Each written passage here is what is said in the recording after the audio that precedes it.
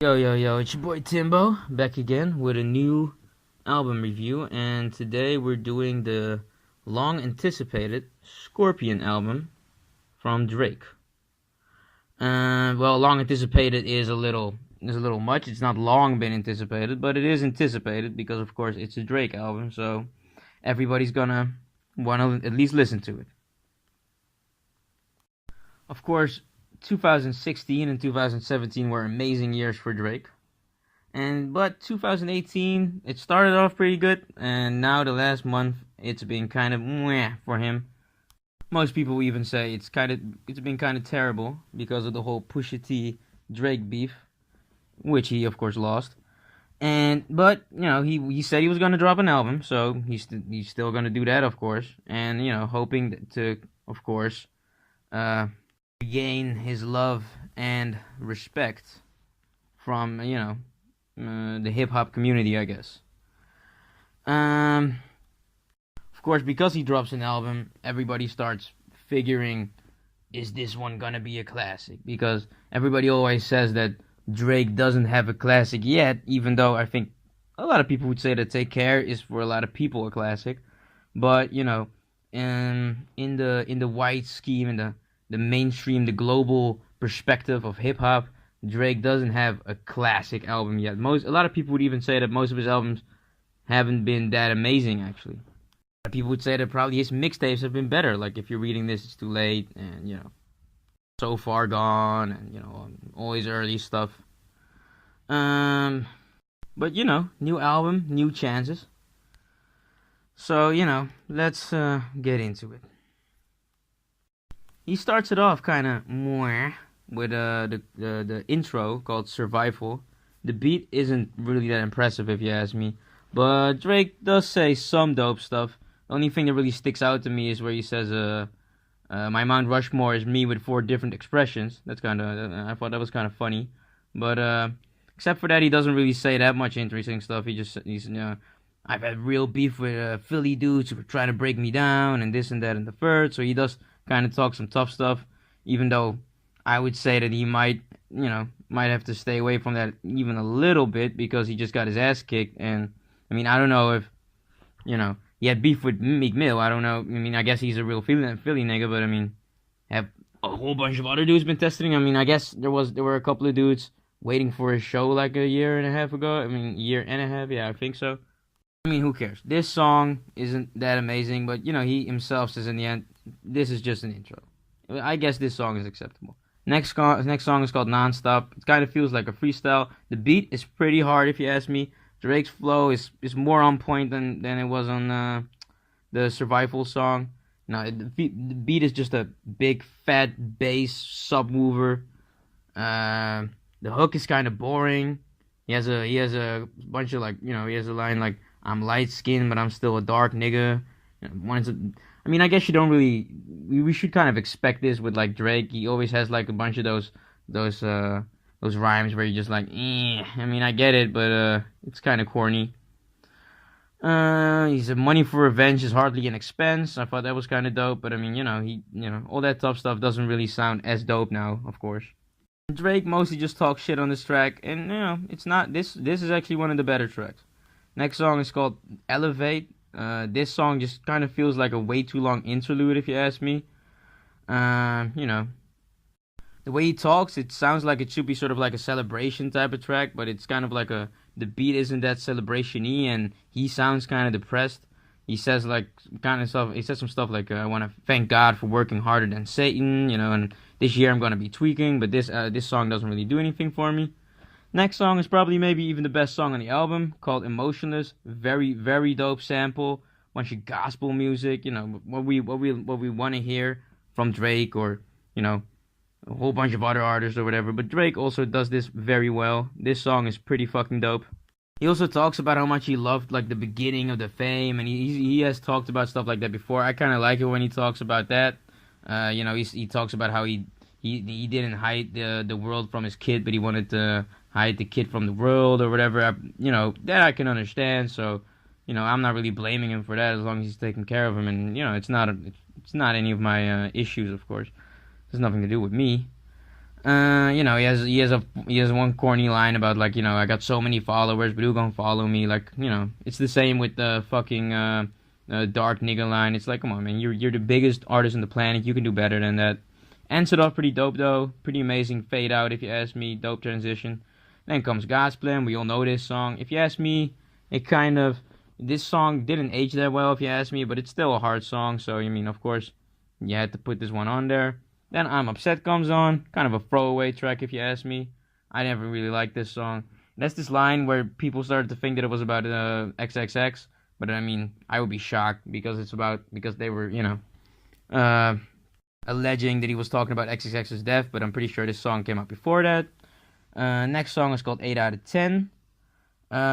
He does sort of like a KRS-One type a cappella ish in the beginning in the beginning of the track.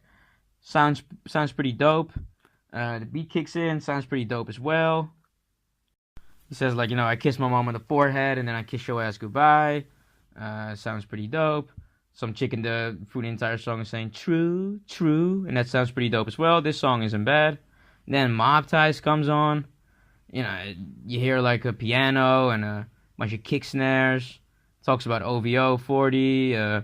Got the OVO 40, sick thing going through the whole thing. So he's kind of going off that. Sort of like taking shots at Pusha, but I didn't really hear any shots. But, he's sort of, not hiding from it, I guess.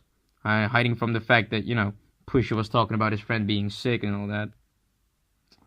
This one, Drake kind of sounds like he's, upset, talking about a whole bunch of stuff. I feel like this is going to be one of those, turn up tracks that people are going to be fucking with. I wasn't really too hyped on it. And then the next one is called Can't Take a Joke. This one also kind of sounds like just a really big interlude. Kind of a throwaway track if you ask me. Keeps talking about how his friends can't take a joke even though he wants the joke. Probably talking about how his friends are super serious and you can't mess with them, you know what I'm saying? And, I didn't really have a problem with this track. I just felt like it was just, I felt like this could have been like a minute and he could have just went on with the rest. It's not bad though, I guess. Then Sandra's Rose comes on. This is a good track, you know what I'm saying? Back to the samples. Sort of like an international players anthem type beat. Starts talking about his mom and how she had a flower shop. This is more like the Drake we know. This is a nice Drake. He says, niggas want a classic. That's about 10 of these. So he also kind of references the classic thing. And he is kind of right on that, even though I would say that he probably would have, it would have been better if he set that on the Emotionless track, because that was even better than this one. But this track sounds pretty fucking good. And I fuck with it. At the same time, if you're saying this yourself, if you wanted a classic, you need just 10 of these tracks, and that's it. Well, why don't you do that then, Drake? I agree. Does a Charlemagne bleaching skin reference, I think? At least a Charlemagne reference. A whole bunch of baby, baby, baby through the whole track. This one sounds pretty good, like I said. Then Talk Up. This song really isn't that amazing. It has a nice West Coast synth through the hook, and Jay-Z freestyles on it, and it sounds okay. Jay-Z sounds kind of depressed on this song, like he either doesn't want to do it, doesn't want to fucking have a track with Drake, so he just gives him whatever. But he also talks about X, and he talks about like, you guys kill X, but let Zinnerman live. The streets is dead. And I was thinking maybe that's why he sounds so depressed on the track, because he really was in that state of like, man, there are really no codes in the streets anymore, and people are just doing whatever. And I don't know. I thought the Jay-Z, because of that, I thought all of the Jay-Z, the whole thing was pretty dope. Not all the bars were that amazing, but it was, Jay-Z never really disappoints. This one was pretty dope. And with that, the Jay rhymes. He also says he won't meet with Trump. Jay. That doesn't surprise me at all. It would surprise me if he even considered meeting with Trump. Except for that, it comes the song "Is There More?" Slow down beat. He talks his shit again. Not only this I do, bloody bloody blah. I only do this. Talks about how he apparently doesn't do cocaine and how chicks were like flicking up in his bathroom. He says, I'd love to take a challenge, but challenging who? That's kind of a whack response. Challenging Pusha T. He's kind of a big guy in the game. He's the president of good music. But he does have some sort of like in more introverted lines where he really talks about, is this life, just going to Dubai and taking trips and just having fun, blah blah blah, or should I do more of this and do more of that? I guess that was pretty cool. But overall, this song was kind of underwhelming to me. Okay, so that was the first half. Honestly, to me, this was the best half of the entire thing. I pretty much, I didn't dislike anything of this. I just thought that some tracks were kind of meh, but most of them were pretty good, I guess. Kind of what you would expect of Drake. Now the second half kicks in. And the second half isn't as good. Way more underwhelming. The first song is called Peak. Slow jam synths, Drake singing. This is, if you're a Drake fan, you probably like this, but I wasn't. I was really not impressed. I almost can't even really remember this song, honestly. He's just like complaining about this girl, what Drake mostly does. Before this, he was mostly talking shit because he was rapping, and now because he's singing on this, he's mostly just complaining about the chicks in his life. You gonna make me turn up on you. You gonna make me turn up on you. And I just think, I kind of feel like we've heard this like a gazillion times before, and we're kind of done with this. But I mean, I guess if you're a Drake fan, you're probably never done with this. But I mean, I am.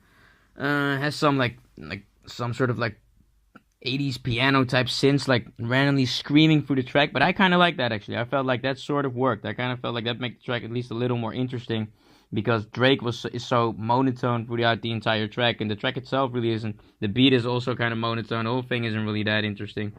So I guess that kind of made it a little better. But overall, this song isn't that dope. Summer Games is the next song. This is a very trendy, fast beat song. Very whack, if you ask me. Talking about the relationship again, like really annoying social media relationship problems, and he remixes himself in it, and I thought that was okay. Uh, uh, the fade out of this was acceptable, I guess. And except for that, I didn't really like this track. Jaded is the next track. Didn't like it either. Beat isn't bad, but not really good either. Doesn't really add anything to this. It just sort of like keeps going with this like singing Drake monotone, no emotion vibe that we're going with now. This whole fucking album now is becoming sort of emotionless, which is kind of funny if you ask me. Because that's not what we're looking for when we're listening to Drake, I think. No emotions. Even though he's only talking about emotions, I'm not really feeling them. The next song is called Nice for What. We all know this one. Nice for What. This is a complete banger, of course. And, this is probably one of the best tracks on the album. And, I don't really have to say anything more about it. Next song is called Finesse. Slow jam beat. Even though this song is boring as well, this is sort of my type of boring, but I guess that's more your opinion. I could see myself driving with this track. Wasn't that bad. I think I'm gonna listen. I've listened to it like twice now. I think I'm gonna listen to it again just to see if I fuck with it for real. I don't know. It has a little slick line people were saying for like I guess Kanye about fashion week is more something for you. It's not really for me. Okay, that's dope. Next song is called Ratchet Happy Birthday, which is an awful title if you ask me. This song is more turn up, a lot of high notes going on in the background, even though the main beat is still kind of boring. Drake singing Happy Birthday to someone in this track, the whole thing through. This track still sort of misses something. Halfway through the thing, that it starts to become, the beat starts to become a little more interesting and more goes on. And a little Anita Baker line in there, but it still feels like this song just missed something. The next song is called That's How You Feel. And I like this song. This song is pretty dope. I like the beat. I like the kick snare. I like the Nicki Minaj sample, the samples that go in there. I mean, Drake spits, but I actually like the Nicki Minaj spitting way more because I haven't really heard anything from Nicki Minaj lately that I like. And this I actually kind of like. I saw that it was from like a live show, but like honestly, Nicki Minaj steals the song. Then Blue Tint. This is a really funky song. Funky high notes, again, piano in it. Drake got a tight flow on this one. Just goes on rapping and rapping. A 2 second future feature on the hook. Like literally 2 seconds, maybe even less.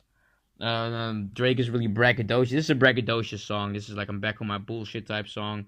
I guess I could have done or with or without Future. It wasn't really, he was in there for like a second or whatever, so it was cool. Pretty dope fade out in my in my opinion. Next song is called "In My Feelings." The beat is pretty dope. Sexy, expensive, drizzy type beat. I think you hear a chick in the sample remixed again. You're gonna hear a lot of people just remixed in this thing instead of hearing features of them. But I mean, a lot of times it sounds pretty okay actually. This chick, I mean, I don't know. I think it sounded like Stefflon Don a little bit, but I don't know if it's her. I'm not sure. The hook is pretty contagious. Wayne comes in the end. The hook is pretty contagious, by the way. This isn't a horrible song. Wayne comes in at the end, but just like a sampled version of Wayne. I think like for the first 2 seconds it might have been like really Wayne, but except for that, it's just like him being sampled through like Lollipop and all those other songs. Sounds pretty dope. And then this song ends, and then the next song is called "Don't Matter to Me," and this is the song with Michael Jackson.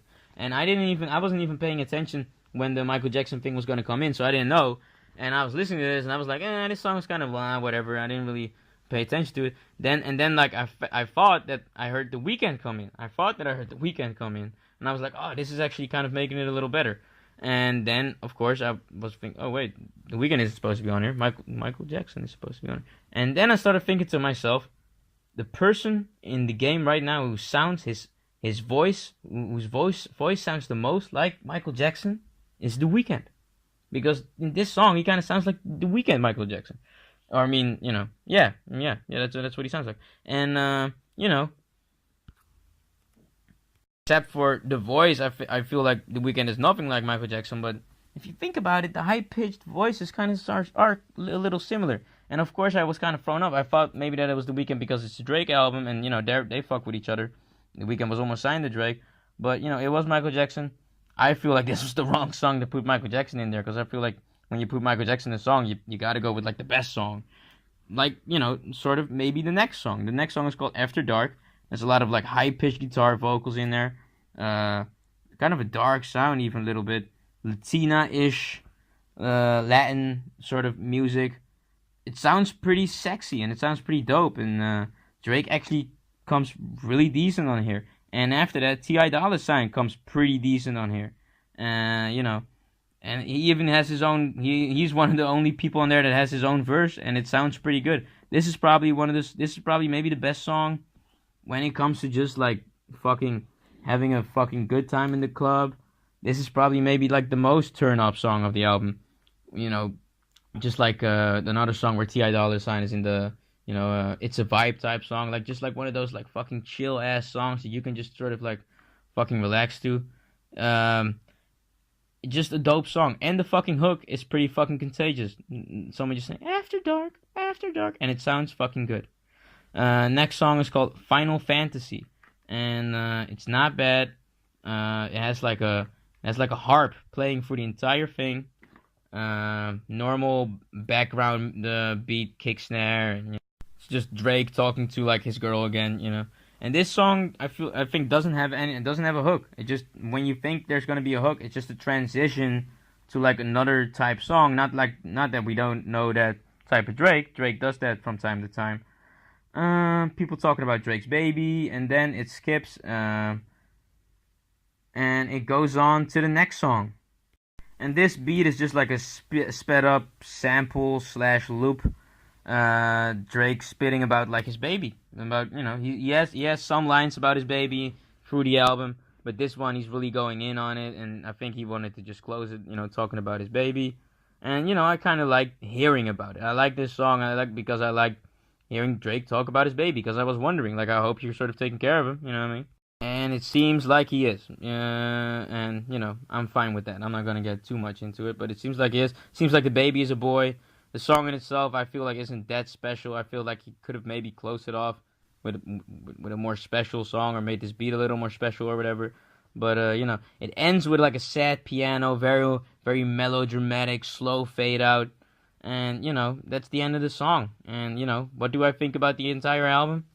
Mwah. Honestly, it's definitely not a classic. I would be shocked if anybody would look at this song, would look at this album, 5 or 10 years on from down the line as a classic. I mean, I hope that Drake drops a new album at some point, because this one was it's kind of an underwhelming way to go out, if you ask me. Especially since he got his ass kicked by Pusha. You know, I mean, there are of course a bunch of like really dope songs in here to me personally, but way too many songs are just meh, and just not good enough. And you know, I felt like I heard people say that all the time that he needed to make an album where on the first line he just spits. You know, I just want an album where he just spits, and you know. But of course you can't do it because you're Drake. Because a lot of people, there's a reason why you keep singing on it, because people want to hear that. So I thought that this whole thing, where you rap for a long time and then for the first half of the album and then sing for the second half of the album was really dope.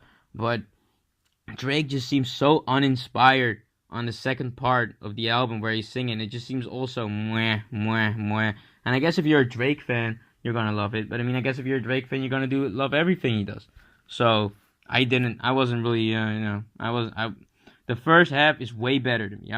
And even that isn't that amazing. It just has more better tracks, and the tracks that aren't that great are way more acceptable and have way more replay value than all these sort of like throwaway tracks on the second one where you're just like, I can't even tell the most of them apart, especially on the beginning. I guess he starts it off. He ends it way stronger with a lot of cool songs like that After Dark song, and the Blue Tint, and the That's How You Feel song. But overall, I feel like even for Drake, most of the other albums, I was way more impressed with like the creative differences of the songs for the entire album, and I'm not seeing that at all with this one. A lot of these just sound like the same songs. So I don't even know what he was thinking by putting this out. I felt like when you're at this point, that's where it's like, okay, and now let's make this album way more special and sort of turn it up and mix it more and make some of the songs that are more even better and put some way more original bars in here and finish this thing. But he didn't. He just put it out. So I'm not fucking with it. So I'm just giving it a light 6, like a 6 minus. 6 minus. What do you guys think? Do you guys think I'm tripping and this album is actually pretty great and I'm just not really feeling it? Or do you guys agree with me? Or do you guys have a completely different opinion? Let me know. Like, comment, subscribe. Peace.